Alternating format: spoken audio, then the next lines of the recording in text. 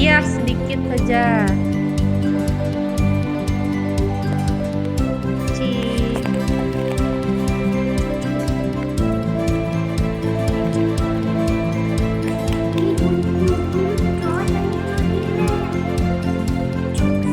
Cara yang baik.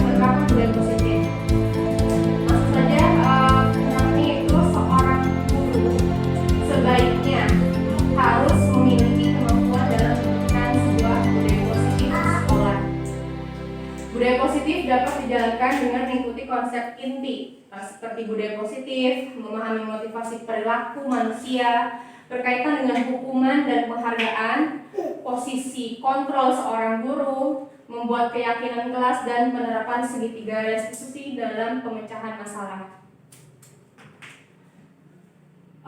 Disiplin positif, bagaimana cara penerapannya?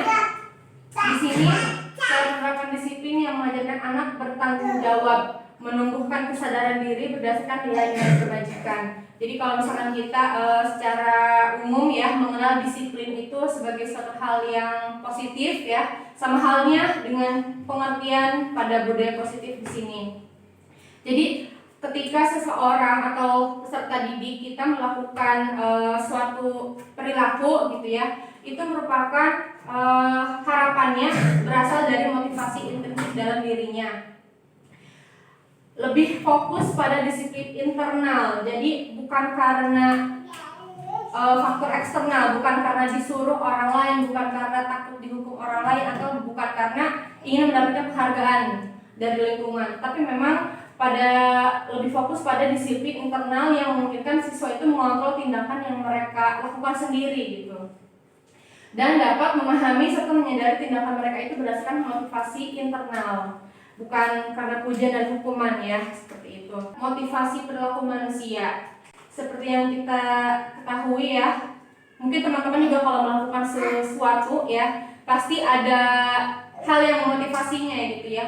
Kenapa kita menggunakan pakaian yang menutup aurat? Kenapa kita tidak berkata yang jujur seperti itu? Pasti kan ada motivasi dalam diri kita seperti itu ya. Nah, di sini terdapat 3 motivasi, yaitu pertama menghindari ketidaknyamanan atau hukuman, kemudian mendapatkan imbalan atau penghargaan dari orang lain, dan yang ketiga motivasi yang diharapkan pada diri dan peserta didik kita, yaitu menjadi diri mereka yang diinginkan dengan menghargai dirinya sendiri sesuai dengan nilai-nilai yang dipercaya. Jadi bukan lagi berfokus kepada hukuman dan penghargaan, tapi memang sebuah kesadaran dari dalam diri seorang anak untuk melakukan sesuatu itu karena datang dari dirinya sendiri, untuk menghargai dirinya sendiri, bukan dari orang lain, seperti itu. Di sini ada 5 posisi kontrol yang ada pada diri seorang guru. Yang pertama yaitu seorang penghukum.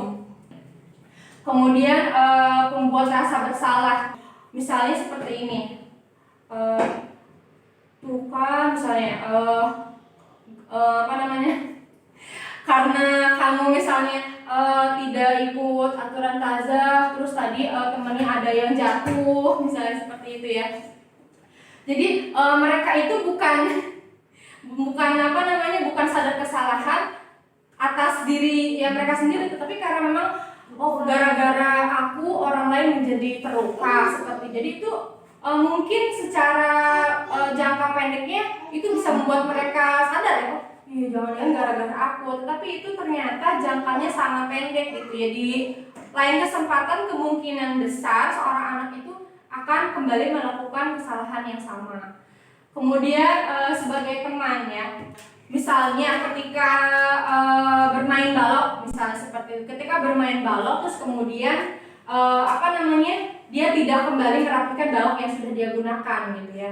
Terus maksud kita itu ingin menyadarkan dia agar dia kembali menjadi seorang yang dapat merapikan balok kembali ke tempatnya ya. Tetapi yang kita lakukan, kita memposisikan diri kita sebagai teman, misalnya seperti ini, ayo rapihkan misalnya gitu, ayo rapihkan, terus anak kan nggak mau nih, misalnya ayo rapihkan gitu, terus ayo udah nanti Taza bantuin seperti itu. Nah seperti itu mungkin saja membuat anak akan membereskan balok ya, tetapi posisi kita sebagai teman itu ternyata kalau secara teori itu jangkanya juga pendek gitu ya, karena seorang anak itu akan merasa apa yang sudah dilakukan, permasalahan yang sudah dia munculkan seperti itu akan selalu ada sosok yang membantu seperti itu. Kemudian di sini sebagai pemantau. Nah ada dua posisi kontrol, pemantau dan manajer. Kalau pemantau itu kalau dikategorikan ya, yang penghukum, pembuat bersalah dan teman itu dikategorikan efek dari pemecahan masalahnya itu berjangka pendek. Tapi kalau misalkan yang pemantau dan manajer itu berjangka panjang. Kenapa? Karena kita itu bukan lagi sebagai seseorang atau si tokoh utama yang memecahkan masalah, tetapi kita berkolaborasi dengan anak, membantu anak ya, mendampingi anak untuk memecahkan masalah yang sudah dia buat. Hanya saja untuk pemantau itu memang sudah kita desain ya. Kalau misalkan penghukum, pembuat rasa bersalah dan teman itu memang ketika seseorang melakukan kesalahan ada konsekuensi ya, ada konsekuensi. Tapi kalau misalkan ketiga posisi kontrol di sana itu, yang ketiga itu efek yang ditimbulkan itu kondisional gitu, atau bisa dibilang spontan, jadi tidak direncanakan sebelumnya. Kalau yang pemantau ketika misalkan kita meminta anak untuk menjaga kebersihan misalnya gitu, terus ternyata pas lagi snack time anaknya itu membuang sampah sembarangan misalnya gitu. Tetapi kalau misalkan posisi pemantau, kita tidak lagi mengambil tindakan seperti itu, tetapi kita mencoba untuk menyadarkan anak ya tentang aturan-aturan yang memang sudah kita buat sebelumnya. Namun di sini ada konsekuensi yang memang sudah ada begitu ya.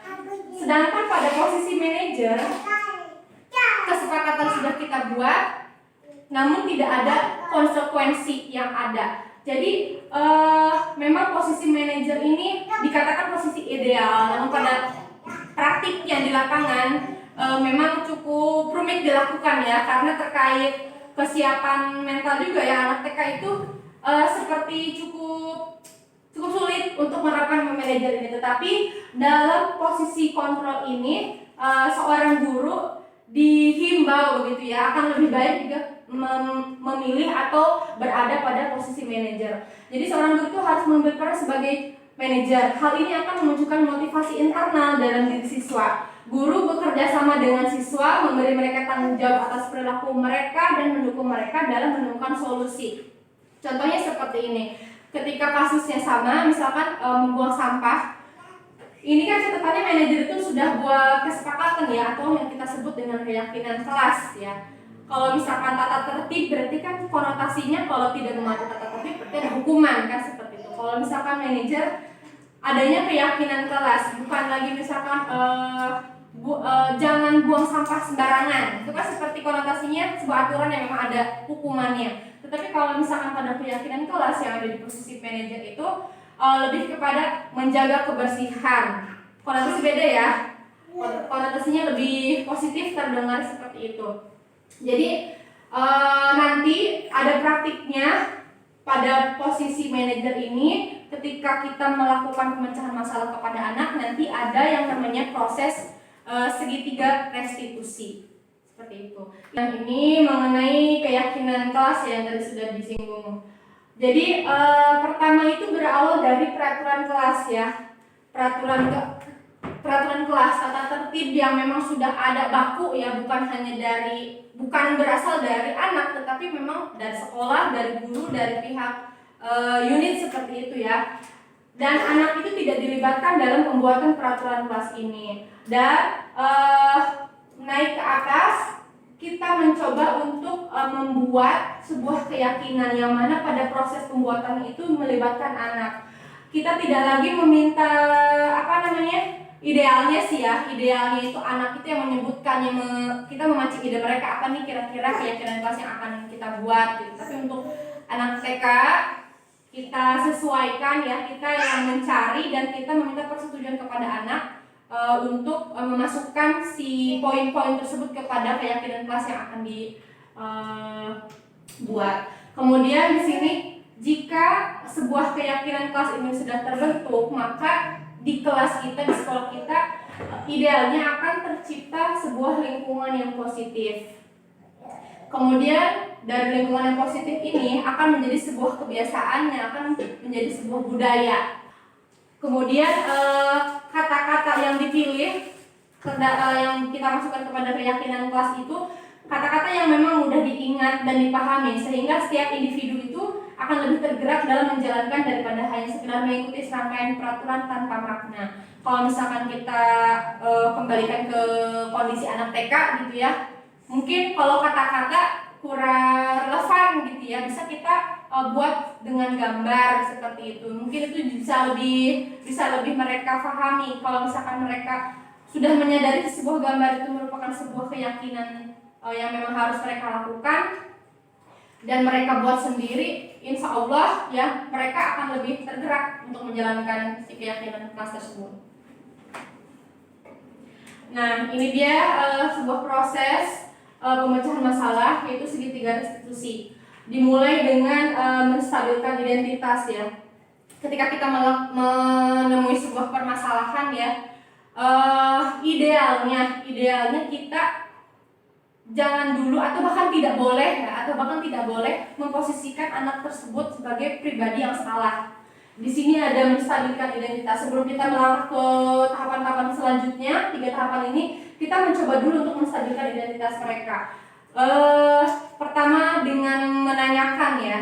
Kemudian setelah mereka mengutarakan kronologi dan lain-lain gitu ya. Nah, kita akan mencoba menstabilkan diri anak itu, menstabilkan identitasnya bahwa dia itu bukan seorang pelaku kesalahan seperti itu ya. Bahwa kita kuatkan anak tersebut dengan ini contoh contoh narasi atau contoh kalimat ya, bahwa setiap orang pasti pernah melakukan kesalahan.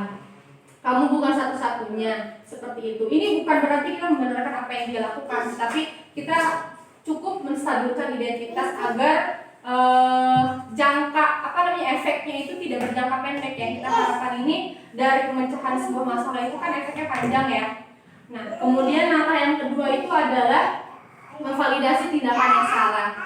Ini bisa kita lakukan proses validasi ini setelah dialog yang tadi kita bisa lakukan seperti narasi yang di atas ini. Misalkan kamu ketika melakukan hal tadi itu pasti punya alasan ya, seperti itu. Jadi adakah cara yang lebih efektif kalau misalkan makan yang di kelas tadi ya, makan pada saat belajar, pasti punya alasan ya kenapa kamu tadi makan pada saatnya belajar gitu ya, memang kenapa, seperti itu. Nah, kemudian yang selanjutnya yaitu menanyakan keyakinan. Nah, di sini adalah tahapan terakhir dari segitiga restitusi. Ketika kita sudah menemukan modal atau bekal informasi dari apa yang terjadi yang didapatkan dari anak, kita mencoba untuk menanyakan keyakinan. Ketika anak sudah merasa identitasnya stabil gitu ya, bahwa dia bukan seorang pelaku kesalahan, terus kemudian dia sudah mereview kembali gitu, oh berarti yang saya lakukan itu salah, terus yang saya lakukan ini punya alasan. Nah, kemudian kita mencoba untuk menanyakan keyakinan terkait keyakinan kelas yang sudah kita sama-sama buat dengan anak itu, kita tanyakan kembali kepada mereka. Mereka itu sebetulnya meyakini tidak gitu apa yang sudah kita buat di keyakinan kelas itu sebuah hal yang positif, bukan gitu ya. Jadi bisa dengan dialog yang seperti contoh itu, misalkan keyakinan kelas apa yang sudah kita buat terkait makan di kelas saat belajar itu. Terus kalau misalkan seperti itu, kamu inginnya seperti apa? Jadi kita mencoba untuk menggali informasi dan solusi. Timbulnya solusi itu bukan dari diri kita ya, tapi dari diri anak gitu, sebagai pelaku dalam kejadian tersebut. Gitu.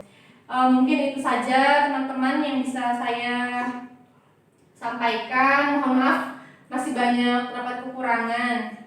Jadi saya besar harapan kepada teman-teman itu kita dapat sama-sama ya mewujudkan lingkungan positif sehingga menjadi budaya positif itu benar-benar bisa terjadi di sekolah kita ketika kita ijma ini.